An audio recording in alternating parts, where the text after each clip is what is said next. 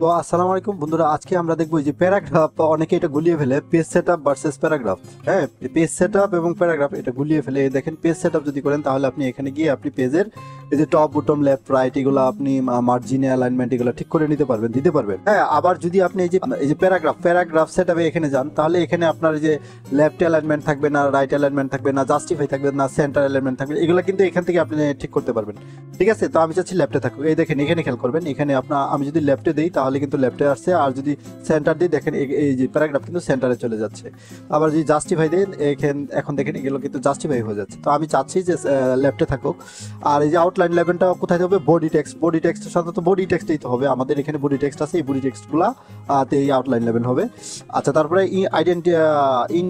Indentation আপনার লেফটে কত চান, রাইটে কত চান। তারপরে স্পেশাল, এই যে এখানে নান আছে, আপনি ফার্স্ট লাইন হ্যাঙ্গিং এগুলো দিতে পারবেন। তারপরে আপনার যে স্পেসিংগুলো এখান থেকে ঠিকঠাক করে নিতে পারবেন। তো এই হচ্ছে বিষয়। আপনার এই যে এগুলো আবার সেট এস ডিফল্টও করতে পারবেন এখান থেকে। তো এইটা অনেকে করে কি আপনার এই যে ফেস সেটআপ আর এই প্যারাগ্রাফ সেটআপে কিন্তু এটা আপনার গুলিয়ে ফেলে। এখানে প্যারাগ্রাফে এসে যে সেটআপ করে, মনে করেন আমি চাচ্ছি যে লেফটে চাচ্ছি 0.5, অথবা লেফটে চাচ্ছি এই প্যারাগ্রাফে মনে করেন লেফটে চাচ্ছি আমি 0.5 ইঞ্চি চাচ্ছি আমি। দেখেন এখানে দেখাই, এখানে আমি যদি এখানে এই যে 0.5 ইঞ্চি দেই, 0.5, এইখানে এই যে খেয়াল করেন এখানে কিন্তু 0.5, এই যে আমার কার্জারটা এখানে ছিল, এই জন্য এই প্যারাগ্রাফটা কি 0.5 ইঞ্চি এখান থেকে সরে আসছে। অর্থাৎ আমাদের এখানে মার্জিন প্যারাগ্রাফের, আমাদের পেজের মার্জিন কিন্তু 0.5 ছিল। তারপরেও এখান থেকেও আবার আমি কি করছি, প্যারাগ্রাফটা 0.5 এটাকে আপনার ইন্ডেন্ট করে দিয়েছি। এই যে দেখেন লেফটে এই যে ইন্ডেন্ট করে দিয়েছি 0.5। এটা যদি আমরা জিরো করি তাহলে কিন্তু এই যে আমাদের পেজ সেটআপে যেটা আমরা দিয়ে দিয়েছিলাম 0.5 ওখানে চলে যাবে। তো এটা আপনার আরো ভালো বোঝা যাবে। আমি ধরেন এখানে একটা বর্ডার দিয়ে দিই, বর্ডার দিলে আপনারা সুন্দরভাবে বুঝতে পারবেন। বর্ডার দিয়ে দিই, এই যে এখানে যাই, লেআউট অপশন যাব, বর্ডার, আচ্ছা দাঁড়ান এরকম একটা দিই।